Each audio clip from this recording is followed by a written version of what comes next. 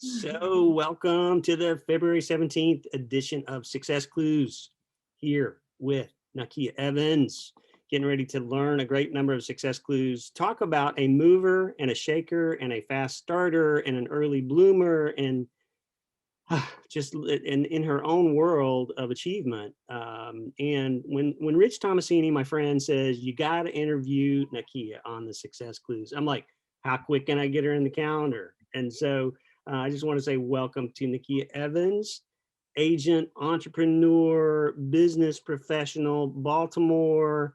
Thank you for joining us on Success Clues today. Thank you for inviting me and thank you for having me. This is actually my first Zoom interview since I've been at eXp, to be honest with you. So you got me first. So you get that honor and I'm that like, award. check that checkbox off. It'll the first of many, I'm sure. Yes. I am sure. Absolutely. It's very cool. Well, part of my heart for Success Clues, and a lot of the folks, I'm seeing a lot of new names, a lot of new faces coming in, is kind of like Ricky Carruth, to help reduce the failure rate in the business. And if there are good people that want to be successful in this business, to help give them the clues to do it. And, Tony Robbins, he says, success leaves clues. And often, if you can identify what those clues are and what those points are to be able to build a successful business, to be able to build a successful life, essentially then we help people not just have real estate as a hobby, but as a viable career that can be help provide a generous and wonderful life that they can design to make a difference in their community and their world.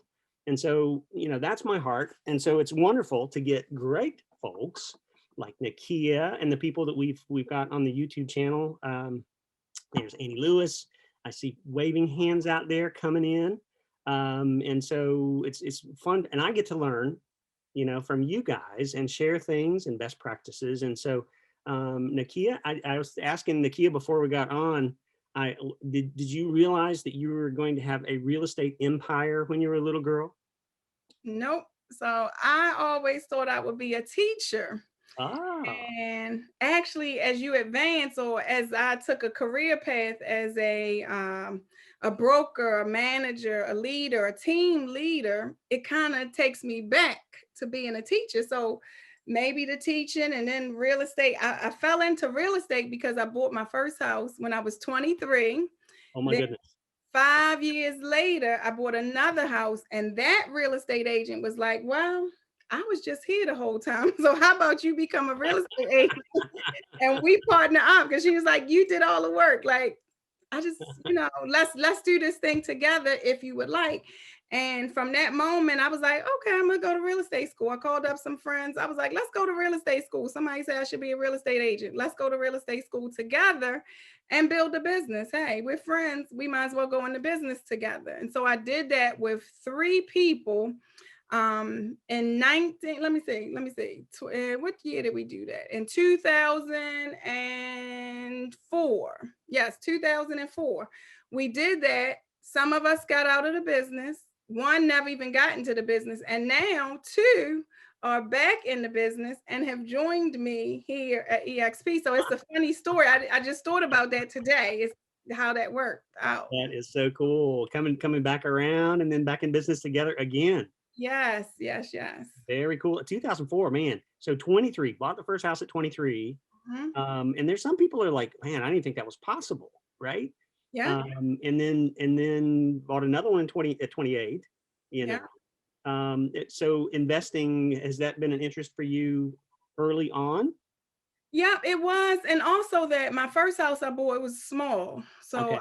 I had 3 children, and we were in a 3-bedroom house. So eventually the boys had to separate. So I went from a 3-bedroom home to a 4-bedroom home. But the houses were way more affordable back then.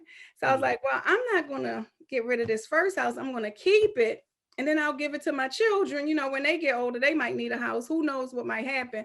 So I just wanted to buy a second one. So to make that one affordable, I had to do a rehab loan. Like I did a construction loan, actually. Oh, fun. Actually, I did it twice. The first one was FHA 203K, Right. and I bought the house from HUD. So that was a double whammy. And then the second one was just a construction loan. The house had a lien for medical bills, and all I had to do was pay the medical bills and pay the water bill. Mm, and I could buy the house, and then I had to borrow the money to fix it up. So I was able to afford both of them, even though I was just about 28 years old with 3 kids. I could afford both houses if anything happened, because the way the real estate, the way the prices were now. right. Now Wouldn't I be would easy to do not now. have both of those houses. Right? Well, it's amazing though to see the opportunity and take it. And you mentioned a couple loan programs that new agents may not be familiar with. I mean, when there you can find deals with FHA, there's financing for rehab as well, and it takes overcoming a little bit of fear, to do that as a young person at any age. I don't care, how old you are. There's some people that never buy a house. There's some people only buy one house in their entire life. And then before the age of 30, you've bought and fixed up two and have started building a rental portfolio essentially. Yeah, yeah. It was I don't know that I was scared though. Here's the deal. I needed it. I knew what I needed, and I knew what I had to do. So when there is a need, I Mm, think that helps you to overcome fear. And I think I'm still living that way right now. When there is a need or a strong want, like I did not want my boys to share a bedroom. Like I grew up and I never shared a bedroom with anyone. I'm like, these children don't have to share a bedroom. So what do I have to do to right. resolve that problem? And it was basically buy another house. But then here comes an income opportunity. Like my family was always had income. Everybody in my family had an income, whether it was one income, two income, three. So it made it an That's a easy success clue, decision. right? Yep, another success clue. Yep, just picking up these success clues, even throughout like your childhood. I always say children learn what they live. Oh, Mm. that's good. Write that down, y'all. Yes, children learn what they What they live. live. Your children are watching you. They're going to do what you do. They're going to say what you say, and they're Mm, going to pick up habits, whether they're good habits or bad habits. They're picking it up, and we never know about it until later on when we're observing them or when we're watching them. amazing, amazing. Well, and it's important. It's like, man, I want to have my habits be good to be passed on to my kids and the people that I'm around, and the mindset. I mean, part of the thing is the mindset that you're talking about is one of the success clues. Mhm. Okay, maybe there was a little fear, but there was a need that was greater, right? Yep. Yeah, definitely the need was greater. And then, back then we didn't have, I don't remember Google way back then. It might have been there, but it wasn't prevalent. Back then, you just kind of saw what other people were doing or heard about what somebody's doing or read about it, and then you just did it. Like now, shoot, we can Google something and just become a whole new person with Google these days. Like you go to YouTube and you can build a whole new career in like 10 minutes without even really having the credentials. So, back then it was a little harder. We had to like do some research. We probably had to talk on the phone to people. Oh my Like, goodness. yeah, it wasn't the internet. Like we had to call up a lender. Like we couldn't just text the lender or email the lender to get the information. We actually made phone calls back then. Now we were talking about entertainment stuff because you and I are both YouTube kind of people. I mean, realizing you can learn about anything. And one of the things I ask folks is, as far as how do you do a lot? You're involved a lot in the community. You're building teams. Tell me about your typical week or your time blocking. Are you a time blocking person, or do you kind of flow to the priorities and where the needs are? So ideally, I'm She's a about to tell the time truth, block y'all. She's person. telling the truth right here. I'm a time block person. And listen, I'm sitting at my desk. I work from home. I'm in my home office and I live by a grid. Okay. Now, the reason I'm a little iffy on the answer is because no, I use this and I have my whole day planned out, but I also go where I'm needed. So I can veer off a little bit when I'm not supposed to. And I'm working on that. That is what I'm working on. Or like I told you about my day. You asked me about day planners or planning. Mhm. Planner number one, planner number two. This is like my personal planner, and this is my coaching or team planner. So if you notice anything just now, here's the success clue also. Separate things a little Mm. bit. So I have what I'm supposed to be doing. So And that's the ideal, right? That's yeah, your ideal time block. Yes, what I plan to do with my team or my group that I work with every day. And then I have my personal planner. So you also have to have a little separation in your time blocking as well, or in your, I call it more so task blocking Good or work. task management instead of time management. And the reason I call it task management is because the task, you got to prioritize it. You got to decide when to do it. Time, you're just saying what you're going to do with that little time. Right. But really, it's the task that's the key. It's the task that's important. Does this task need to be performed right now? Does this task need to be performed by you? Can you get help with this task, or can you give the task to someone else and just let it go and let it be? Delegation. So more so task management than time management. I'll always argue that because this is time management. What I'm supposed to be doing at what time. But if the task gets too big for that half an hour spot, then what am I going to do? Just stop? Or am I going to finish that? So that's why I kind of make the argument of task management instead of time management. I like that. I like that. That's a good success clue, y'all, because it's easy to spin around and not get anything done. I mean, every one of us have at the end of the day sometimes said, "Oh man, did I get anything important done today?" You know, but being able to focus on the few big rocks Yes. that will move your business or your life forward is one of the things that I talk with my mentees and that I practice in my life. It's like, okay, you could chase 100 different things, but there are only a few things that can help move the ball forward, move your life forward, and move your business forward, you know, and that are truly important. You know, the rest of it, for the most part, will wait, right? Yeah, yeah. There's always something that can wait. And speaking about waiting, here's how you wait. Anything you didn't finish during the daytime, before you go to bed at night, write it all down on a piece of paper. I call it a brain dump or mind dump because Nice. if you don't, you're going to be thinking about it all night long and you're not going to get restful sleep. So in the evening, excuse me, before I go to bed, I always write stuff down. Well, no, don't let me say always, because then I'll be telling a story. If I fall asleep before I Most of write the it down, it is what it is. But I try as a process or on my calendar or on my time block, I'm supposed to write things down. At 6:30 p.m. every single day, I'm supposed to set alarms in my cell phone for the meetings I have the next day. And guess what? That saved my life the other day because I had a time. board meeting It on worked. Tuesday that I forgot about. And Oh, the alarm went off at 8:22. I always set my alarms for 8 minutes prior to mm, the time. If it's the Zoom meetings, of course, then I'm supposed to be there. Because generally you can go to the restroom, you can grab a drink, you can close the door, put the quiet sign on the door if you're working from home, and be ready in like 8 minutes, right? So I do that. And my alarm went off the other day. So had I not set that alarm the mm. night before, then I could have been late to my board meeting and the president-elect. So I got to go to the board meetings, right? Oh, you don't want the president-elect to be late. That's trouble right there. Well, and it sounds like you're David Allen, getting things done. You know, being able to dump some of the tasks, prioritizing tasks.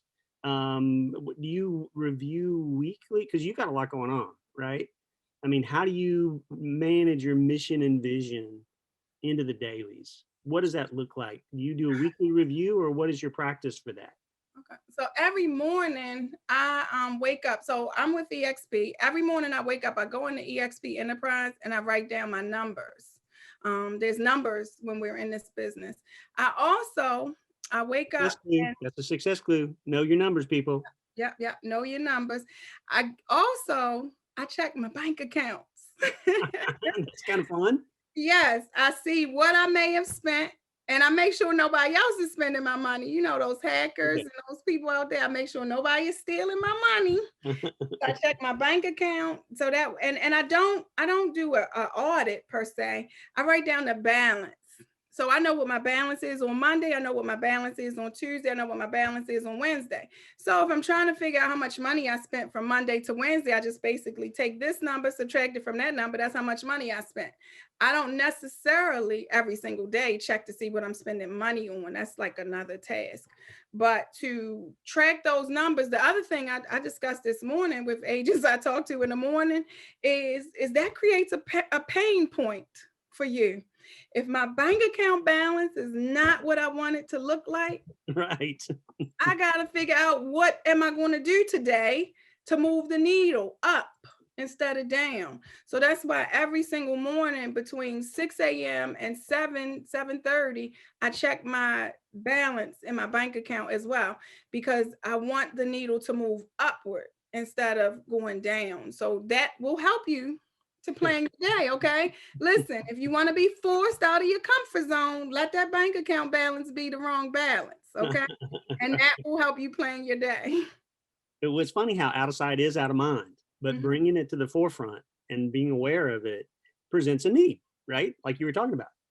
Yes, yes, definitely. Knowing those numbers or knowing what your goals are and developing an action plan step by step. What do I need to do?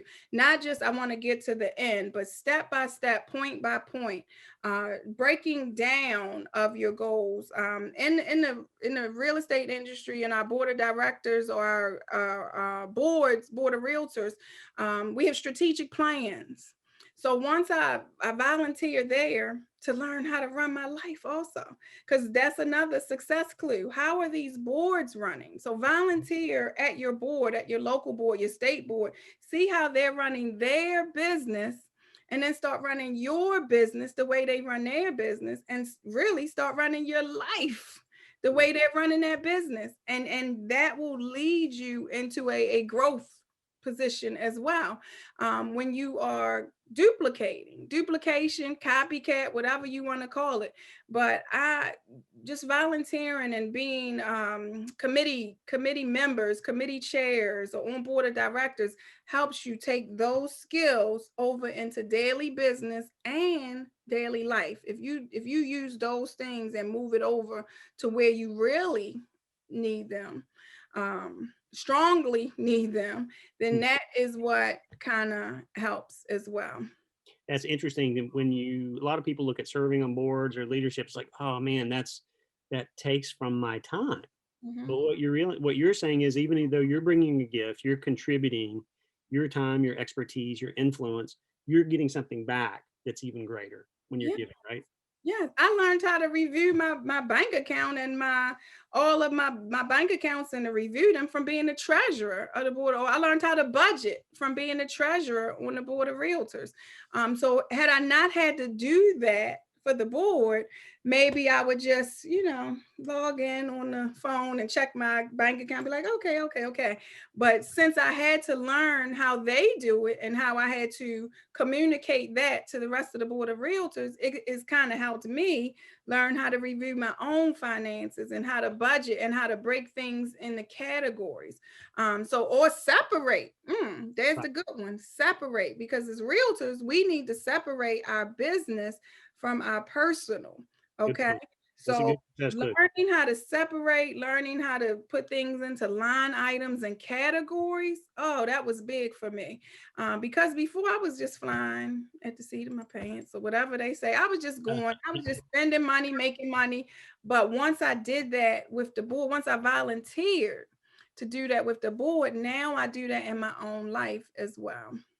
It's interesting where everything's created twice, right? It's like if you realize that you have the power to direct it, you have the power to direct your time, your attention, and your money, Mhm. and if you don't take responsibility for stewarding it, it just goes. I mean, like you were talking about, it's like that was how it was when I was young. It's like, yeah, as long as it's coming in faster than it's going out, we're good, and as long as the credit card balance doesn't get too big, then I realized, ooh, man, that paying those things back kind of hurts, and sometimes it's a little harder than you think, right? Right. Yeah, yeah. And even growing up, one of my best friends, we used to call her ticker tape, because every time she would spend money, she would pull out, and she used the old school receipt roll with the calculator that had that receipt roll, and she would pay her bills with that, and then she would tear it off and have a long strip, so that every time we went out to eat or every time we went to the store, she would pull it out of her wallet and she would write something down. I was like, girl, I'm not doing that. I don't have time for that. But guess what? I should have been doing that, because Yeah, that works now. You know that that's what we need to do now. We need to follow the money and know the numbers. We Right. need to understand the numbers and understand the math behind a lot of this, behind our business and our personal. And we run businesses, but just as well as we can run a business, we need to be running our personal lives. And that's why I do have two lives. I do Mhm. have a business life. I do have a personal life, and I run them up just about the same. That's the other thing I learned late or later, is to run both of them the same way. I think I really started doing much better in life when I started running both with the same discipline, the same ways, the same rules, the same standards. Because before, we treat our business sometimes better than we treat ourselves, and Right. that has to stop. We got to stop doing that. That's true. That's true. Now let's go back and just talk to new realtor Nakia, age 28. Already got a couple houses, bought a couple. What would you? There are a lot of new realtors out there. They're trying to get started, Mhm, and I mean, they're getting hit with all these vendors trying to sell them stuff. They're being told all kind of different things, and all of them have different personalities, right? mhm. What would you tell young Nakia getting started in the business? And there's some young Nakias who may see this on YouTube or who are maybe with us now who Yeah. would love to hear what advice you would give getting started. So, listen, I actually started over like in 2015. Because from 2004 up to 2015, I will admit I had no clue. I didn't know what I was doing. I just was here to say I'm a realtor and I can make some extra money. And it was a big chunk of change. So to a 29-year-old, to a 30-year-old, 31-year-old, getting a check for 5 or 10,000 was a big deal. That was all I could see. I didn't see the part of the business where as though I'm supposed to be helping people. I didn't see the part of the business that this was a business. I Mm, was just a real estate agent for all of those years until 2015 when I finally took, and here's when it hit me. I took the Graduate Realtors Institute training offered by the National Association of Realtors, offered by your state association of realtors. Until I took that training, I did not know real estate was a business. I'm mm, just being honest with you. I really had no clue until I got to that training. So in 2015, my life kind of changed. I was like, oh, wait a minute. So I can carry this into the future. Oh, this is my future. Oh, wait a minute. This might keep me from working a 9 to 5. Let me dive a little deeper into this.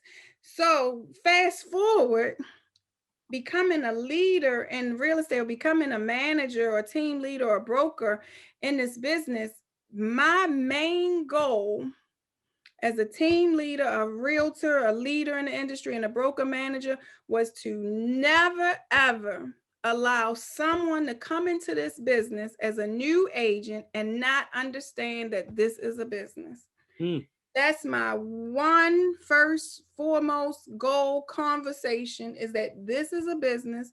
You own a business. You have to treat this as a business. I don't want, and dual career agents, and I'll explain that because we probably have some people that don't know what dual career agents is. mhm, Dual career agents should not have to wait 11 years to start a business. I mm, did, I made the mistake. If you are near me, if you talk to me, if you come into my DM, my telephone, or anywhere else, you're going to understand that you are a dual career agent. You have a business and you may have a job, or you may have a career here and a career and a business here. There's two important things going on in your life. One really can't, or one can, I'm not going to say can't, one may and should grow into a bigger priority, but one, it may not, but you got to treat them both the same, or actually, your business, you got to treat that a little better because on your business, you are responsible for you and everything else. At your job, there's somebody telling you what you got to do, what you got to plan, what your goals are, what you got to do this week, what you got to do next week. In your business, you are the person that has to tell yourself that.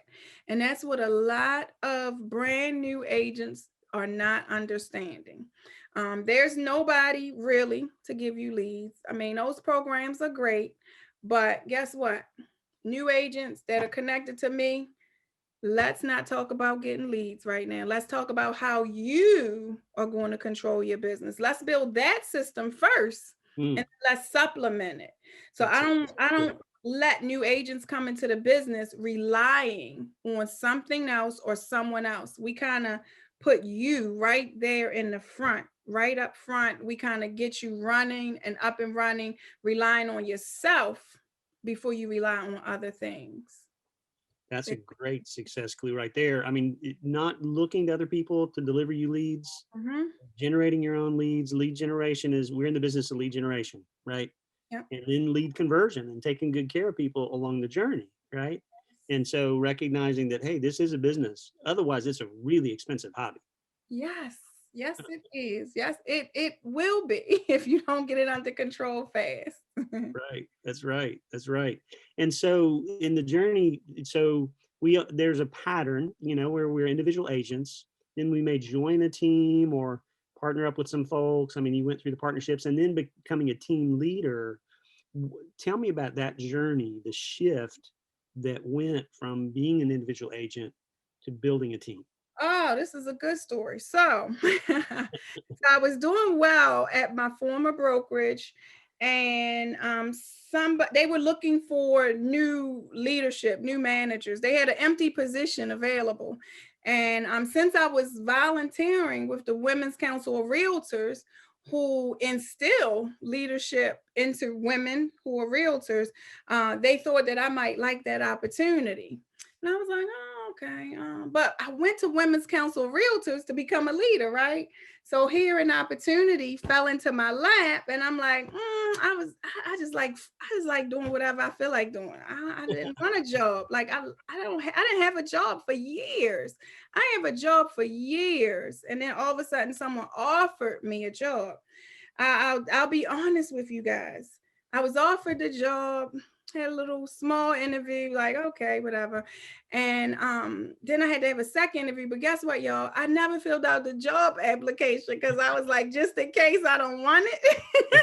I like didn't waste my time doing stuff, but I just was like, no, I don't know, no. But people was like, you're going to be such a great leader. You're going to like people had the vision for me before I had it for myself. My former manager, she had a vision for me. She thought I would be great. She recommended me, and I'm like, Then I was like, all right, well, I would be her partner, so why not? And I went for it. So I did it. I became a branch manager for a company here in Maryland, and I loved it. I loved it. I got to kind of like, it was like building a team. I looked at it as if I was building a team. I was running a business, building a team, and I was teaching people. I was helping people to not make the same mistakes that I made. That was first. That's a And good I was success clue. helping, yeah, I was helping people to become successful or to keep their success, or I was helping people to make changes in their current life.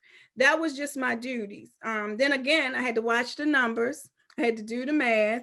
I had to grow the business. So it was everything that really Women's Council Realtors prepared me to do.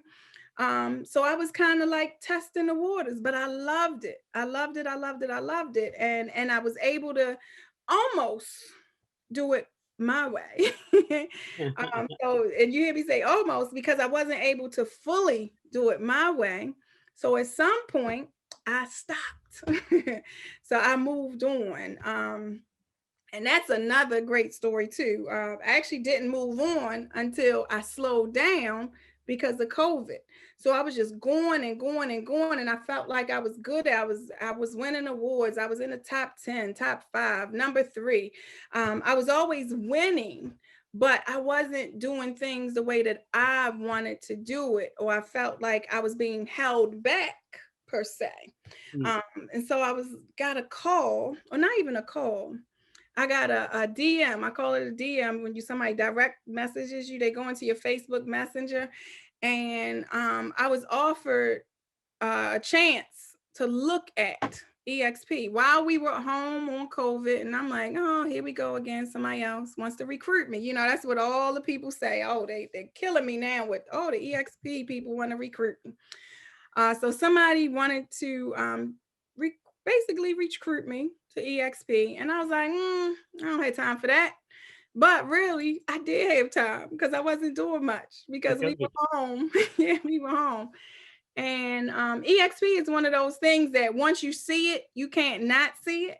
Or once you hear it, you can't not hear it. Or once you get those numbers, you can't really tell yourself that this is crazy. Once you see it, once you get the numbers, once you see an example of the life that people at eXp are living, if you tell yourself, no, this is not real or this is not it, or if you don't give it a chance, I mean, hey, I was an employee, but I tell people all the time, you're an independent contractor.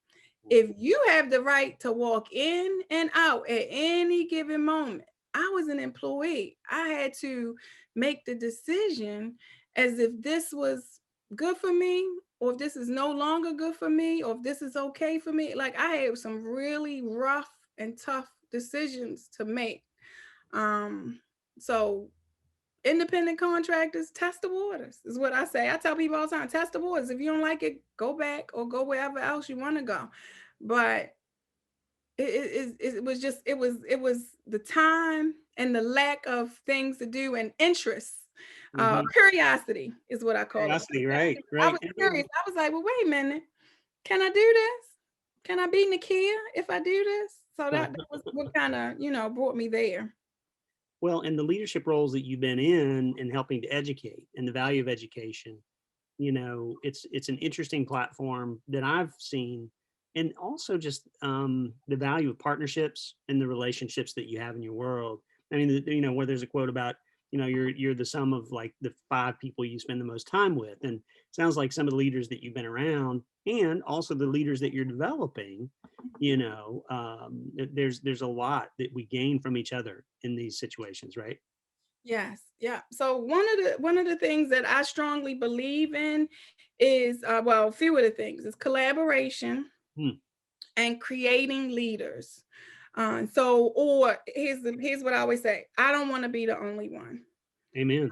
Everything I've done, I just evaluated a lot of the things that I've been doing in my past, over my past few businesses, past life, and even day to day now. I don't want to be the only one.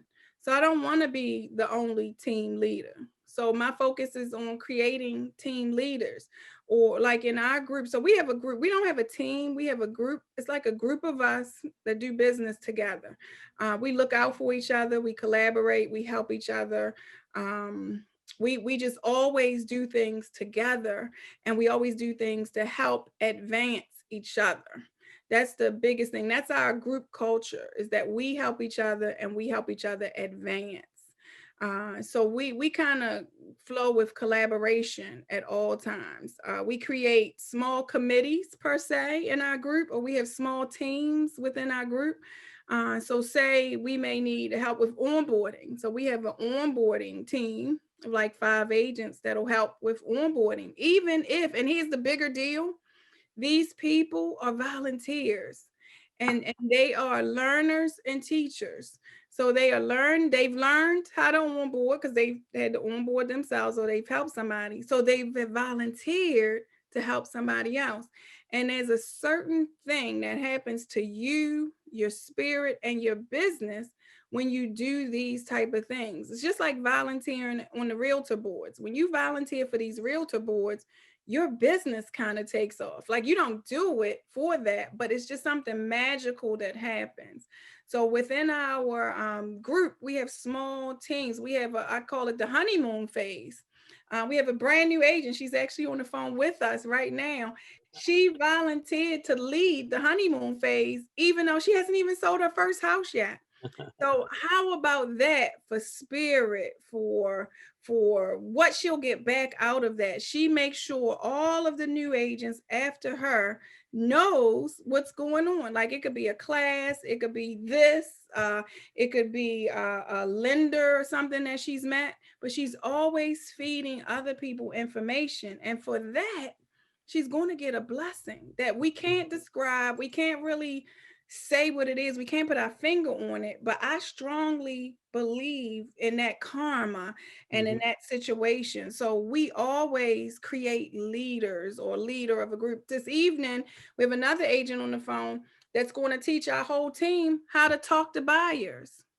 Like she just volunteered. Like she could be selling a house, she could be out showing houses, but instead, since a couple of people on our team have said, I don't know what to say. I get a client, I don't know what to say. She's volunteered at least an hour out of her time to help agents that she could never even be financially rewarded for. But that's the kind of culture, that's the kind of collaboration, that's the kind of people you want to be around. Right. And that's what we promote, that we create, that we make it great to be here or to be in that situation. That's awesome. And it sounds like the culture that you're modeling is one of being willing to give before you seek to get, and realizing it's more blessed to give than to receive. And that when we're giving, we realize and leading and teaching, we're getting something back Yeah. more than the financial. I mean, Yeah. there's wealth, there's relational wealth, like you mentioned, karma. It's realizing the favor is there, even if there's not a paycheck attached to it, uh, Mhm. of helping to equip people. And then you get elevated whenever, and we all know when you've had to teach something, even if you don't know it that well in the beginning, when you have to prepare to teach it, you know it a whole lot better, right? Oh, yes, that's the number one thing I say. So I volunteered to talk to agents like every morning, okay? And what I told them is that I do this because I got to learn what I want to teach to you. So it actually, like, where you guys are waking up with me and you're like, oh, we got to wake up with Nakia. Really, I'm waking up with y'all, because if I got to learn this, in order, if I got to teach it, I got to learn it. So it's keeping me well equipped as well, because I'm learning it first and then I'm teaching it. Or guess what? Sometimes we even do it together. Like, we can watch a YouTube video or a Canva masterclass. We watch that together instead of me learning it to teach it. No, we're all going to learn it at the same time. It's more fun, right? Yes, yes, yes. Waking up with Nakia. That could be a show, y'all. Oh, listen, it is. It's our secret, but it's a show. All right, we're going to be on YouTube. Don't tell anybody. It's a Yeah, secret. Waking up with Nakia. It's coming probably to a station near you at some point, yeah, but not yeah. not anytime. Not next week. Maybe week after next. No, yeah. Give me a couple of months. Give me a couple of months. It's coming in July, Yeah. okay? Oh, look out! Look out! There's a goal. Look out! You mentioned it. There's a goal. It might come real. Yeah, yeah. That's exciting. That's exciting. Now I want to give people time to ask some questions because you and I can chat right on. Oh, And, yeah. Oh, um, I can talk. You don't want to keep me going. this is a great opportunity to ask Nakia anything you want about life, business, management, more of her success clues. She's been dropping some serious success clues, and I haven't been able to highlight them. Usually I try to call them out. Success clue right there. Write that one down, but I can't keep up. There are too many of them being dropped. What questions do you guys have for Nakia from the audience? We've got a big crowd. Yeah, I see some people I know, some people from my past life, some really close friends. I see someone I was in business and network marketing with is on the phone, and we've stayed connected. Actually, she was the first person to teach me collaboration or collaboration over competition. We led two different sales teams at a network marketing company. We were destined to be competition. We weren't supposed to like each other. Okay. I won't call out. If I see her come off of mute, she might be able to talk. She might not. But we were supposed to be competition. And she was in DC. I was in Baltimore. She came all the way to Baltimore to let me know that we are collaborators. There she is. Hey, Shy. Hi, can you hear me? Yes, yes, yes. Well, I just want to take a few seconds to burn your ear because I know you don't toot your own horn, but I'm here to toot it for you, toot, toot. And as you were saying, Nakia, we were supposed to be competitors, but your spirit said to me that if I could teach you ultimately down the road, I would learn so much more from you. And as you just stated, we've been connected.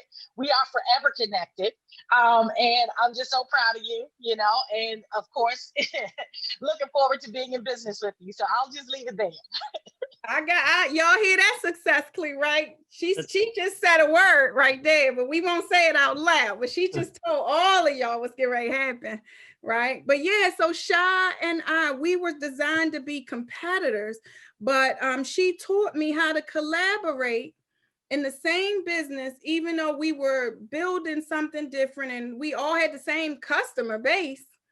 But we came together, we brought our teams together to do something bigger and something greater. And that was back in 2011. So between 2008 and 2011, I learned that from her, and that instilled in me. And I brought that over into real estate. And many people here now have witnessed that. Like, we have been, like, I was an agent at first. Now I'm partnered up and in a group with people. We're all agents. We all could have the same client. I mean, Keisha and I went to high school together. Our client base is the same.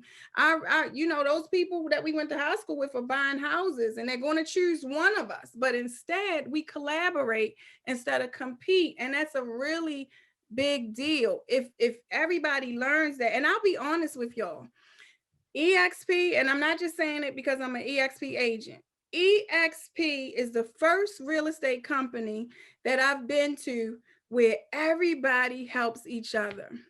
I mean, if you go into workplace right now, somebody's teaching us how to use Canva. Canva is not even related to real estate all the way. You know, that's how we do our marketing. But there's an agent that teaches the whole entire 43,000 population of agents how to use Canva. Where have you seen that done? You've never seen somebody do that at another company. You've never, unless they're getting paid, you know, they pay teachers, but these people volunteer to help each other. We all volunteer. Rich Thomasini volunteers every single Wednesday of his life at 10 a.m. You know, that's from really 9 a.m. to 12 p.m. really to get ready and to finish that call. He volunteers time away from his family and his own business to help all of us. And it's open to anybody. It's not restricted. 43,000 agents can rely on the backside of Rich Thomasini. That's big. I've never seen that anywhere ever in life. And until people really witness it and feel it, they don't understand the difference, or they don't understand why we are so passionate. They don't understand why we'll go and tell 25 of our friends to, hey, get over here with us. They're not understanding. Like, listen, if any of these eXp people call, you should be honored. Okay, it's a serious honor for us to welcome you into our circle. First of all, we're creating our own competition. Hello? Right. If I bring you here, you're now my competitor. So be honored. Don't be appalled. Don't be on Facebook talking bad about eXp agents. It's an honor for an eXp agent to pick up the phone, a text message, a DM, and call you and say, hey, come over here and make $1 million with me. Okay? Because if I'm going to do it, I want somebody to do it with me. I want to party. All my girlfriends get paid on the same day. So we hop on the plane on the 24th or 25th of the month because we just got paid on the 22nd of the month. You best believe you should have been in the crowd. Right. On the train, and you should be on the plane, because guess what? We all can get paid on the same day and roll out, have fun, and come back and do business all again. Right. And it's interesting, building some FOMO, some fear of missing out right here. You know, I was just backing up with that success clue that y'all shared on collaboration versus competition. And the root of that, as I see it, is like having an abundance mindset versus scarcity and fear, and realizing there's more than enough business for everybody. And we're all going to get our share. We just need to serve well, to love well, to work hard, to take good care of people, you know, and then to look at how can we be better together as partners in the business, not as competition, tearing each other down or trying to talk bad about somebody. That doesn't do it. That just attracts garbage to you. You know, and nobody needs that, right? You don't want that to be done about you. So you shouldn't be doing it about anybody else, but looking at how do we help others create abundance? How do we help share that abundance mindset that yields dividends every month, every year, and causes our entire life to expand, right? To be bigger, to give bigger, to go bigger, to not be afraid, right? And so I'm so glad that you guys shared that, because it's like, wow, man, we could have been competitors, but Right. instead we decided to collaborate and to cooperate. And that's one of the biggest mindsets that I see is we've got partners now all over the world with eXp.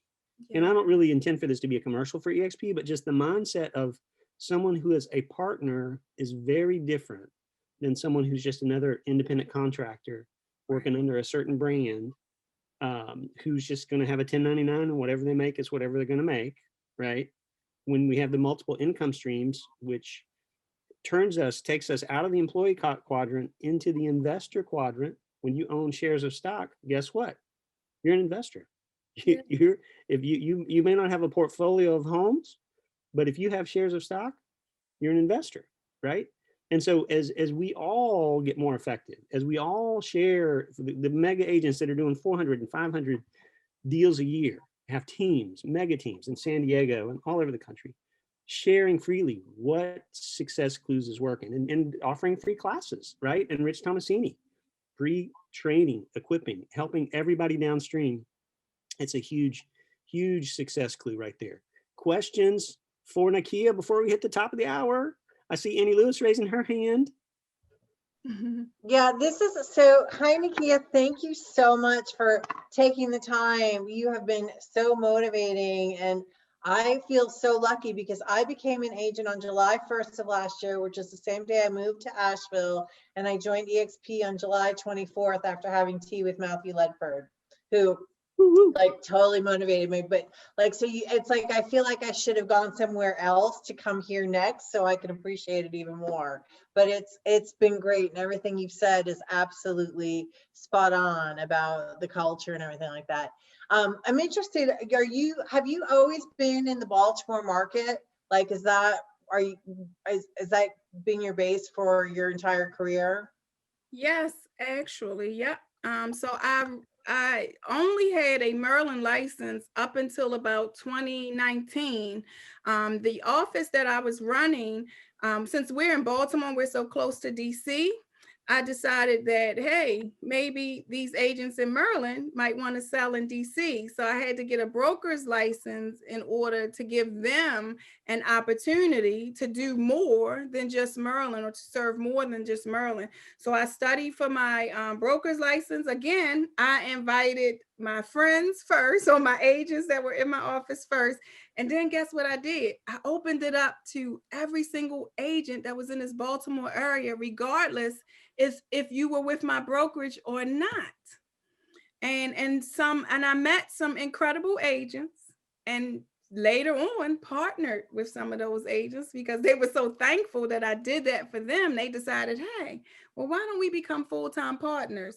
So patterns here again, or success clues again, is sometimes you got to open the door before the door needs to be open, or you got to open the door in order to invite someone else in, and you and that someone else could do something bigger together later on down the road. Yeah. Very But cool. yeah, I'm a Baltimore girl, been here all my life. But I love getting out of Baltimore. I did have a job as a property manager, and I managed property in 3 states for like 6 years. So that got me out of Baltimore a lot. And now I come to your area like every other month, just because I need to feel some of you guys' energy, or I need to get next to Rich Tomasini sometimes. And it's just a strength, or something that I get from coming there and then coming back. I can't describe it yet. If you can see, I'm that person. I just go with intuition. Yeah, no, yep, totally understand that. And yeah, I'm up there. I haven't been up there. I got family up in that area, but Yeah, being a new agent in a new city has definitely provided challenges, but some of the things you said about getting involved with like the Realtor board and the Women's Council and everything like that, those are like great, because I used to be a leader and I'm in a new place and people don't know that part of me, and being COVID and everything like that, it's been a different time. So thank you, thank you for all that too. Oh, you're welcome. Go to Women's Council. Women's Council was really big, a big player in my future. Really, to be honest with you, I have to give definitely a shout out to Women's Council of Realtors. When they say we build leaders or we make leaders or we create leaders, it's the truth. Nice. That's Nice. awesome. Awesome. Oh man, we didn't even get to talk about your social media strategy, Nakia. I know there may be more questions coming in, and I don't want to. Jonathan is there. Let's get Jonathan's Jonathan. question, and then maybe Yes. we go into social media. Yes. Hello, I appreciate it. Just to second what Annie Lewis said, thank you so much, Matthew and Nakia, for doing this. It's definitely been a pleasure. But my question or my thought, I was hoping you might give us a little taste or dive a little deeper into when you mentioned the first thing you do for new agents is kind of creating systems, kind of putting them in front of their business. Don't worry about lead generation. Let's get your head right. I was hoping you might just dive a little deeper into that, what that looks like. I sure will. It's a little controversial, but coming from my background or my industry involvement and the education that I get there, I'm like a code of ethics strategist, or I go by the code of ethics. So the code of ethics for realtors says we are not supposed to be doing anything that we don't know what we're doing with, basically. Okay. So the code of ethics, honestly, it says as a brand new realtor, until I have read the contract or until I have read an agency agreement, I should not be out showing houses. Okay. So I strongly believe in education first. And here's, let me tell y'all a secret. What a lot of people don't know about me. In 2015, when I took that graduate Realtors Institute designation class, it was in 4 sections back when I took it. I think it's a little different. I think it's 3 now. That came with continuing education. And since I was on the brink of being a full-time real estate agent, I decided I needed to know every single thing before I put my all my time into this business, because if I didn't know something, I might not have been able to pay my bills, I might not have made any money, right? So in 2015, and I said, I have proof, I'll show you guys if no one believes me, I have 86 hours of continuing education. Wow. In 1 year, 86 hours. And that, nobody's going to do it. Nobody's going to duplicate me. And when I say that, people are like, you only need 15. In Maryland, we only needed 15 in 2 years. But I strongly believe in education first. And when I ran an office, I told my agents will always say, they quote me, Nakia never told us to sell a house. She told us to learn something, go educate ourselves, go get this training. Agents that work with me right now will tell you, I probably have never told them to sell a house. I always tell them to go learn, or I provide education first. Or I think people deserve, or people should take time out to learn and to know what they are doing before they do it. And I know we feel stressed out because of the money, the monetary investment, especially as a new agent. They just feel like, oh, I got to pay $2,000. In Maryland, it's like an average of $2,000 to get started. I got to get this money back. But honestly, if you don't get the education first, you're never going to make the money back, and you're never going to make it year after year after year. So I believe in education first.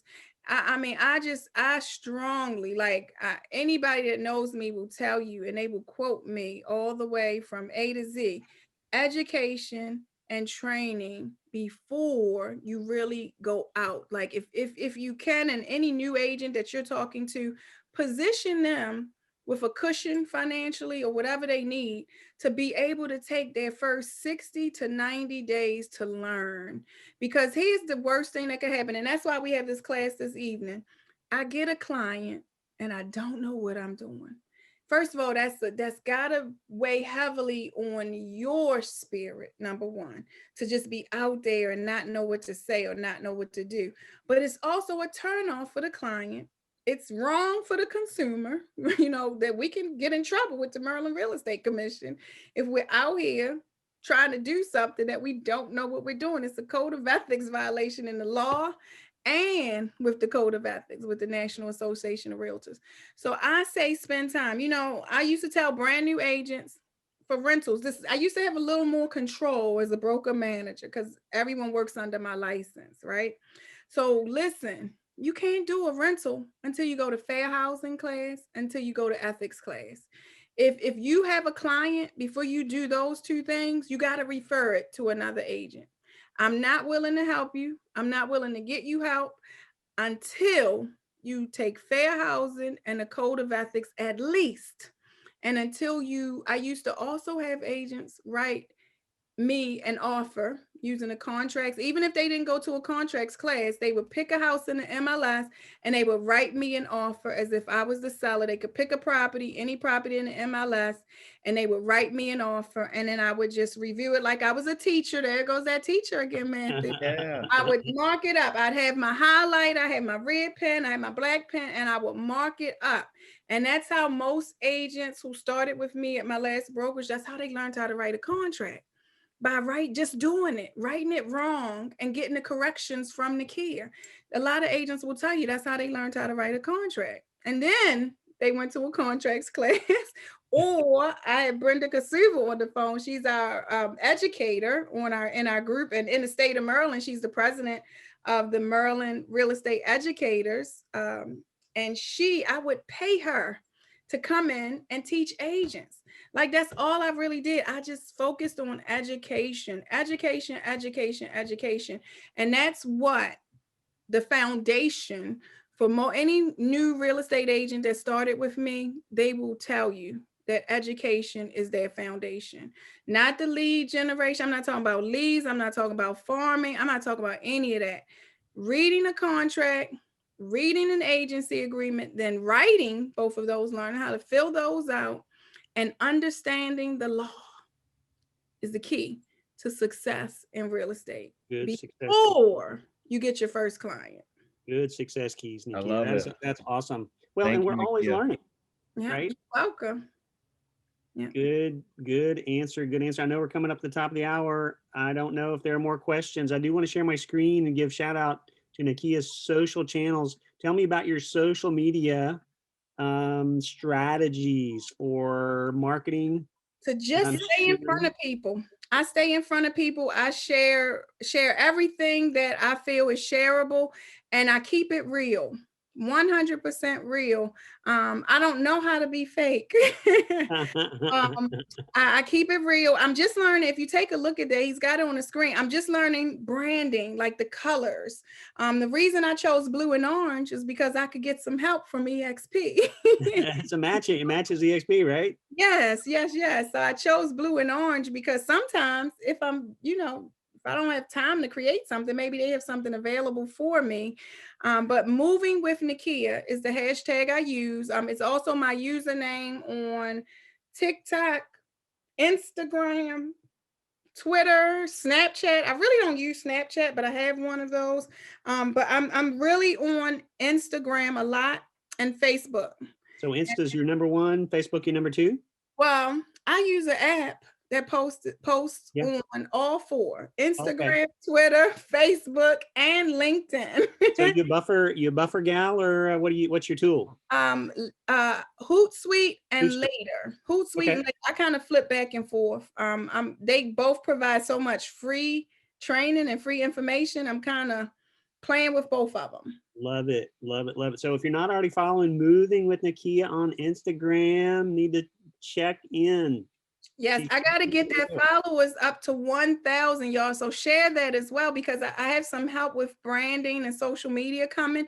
And they told me I need to get up to 1,000, and they're going to give me something really good to put out there on March the 8th. So you got to stay tuned with me. March the 8th, I'm going to have something good. I have no idea what it is. I'd like kind of get a photo shoot and video shoot, and they're going to put something together for me. and it's going to just pop up on Facebook and Instagram. Oh boy, that'll be fun. And then Nakia.Evans on Facebook, right? Yes, yep. Just my name. I'm just my name. And that's another branding tip. Your name. Yeah. Simple as that. Your name. You can brand with your name. It's the easiest. Yeah, you be you. And then when you build a team, you can do something like Ledford Team or Matthew Ledford. See, there's mine Yeah, on yeah. Facebook. All these people Moving messaging me from with all me. over the world. Where are Yeah. these people coming from? Check those DMs. Check those Check DMs. the DMs. DMs are coming in. And this is one of the ways you can reach your clients too via DM and Facebook, y'all. You Yeah. don't just have to SMS them or call them and interrupt them. My other speaker coach kind of thing where I post all these events is Ledford Team. Also help me get to 100 subscribers on the Oh, Matthew Ledford Real Estate channel where this will be stored.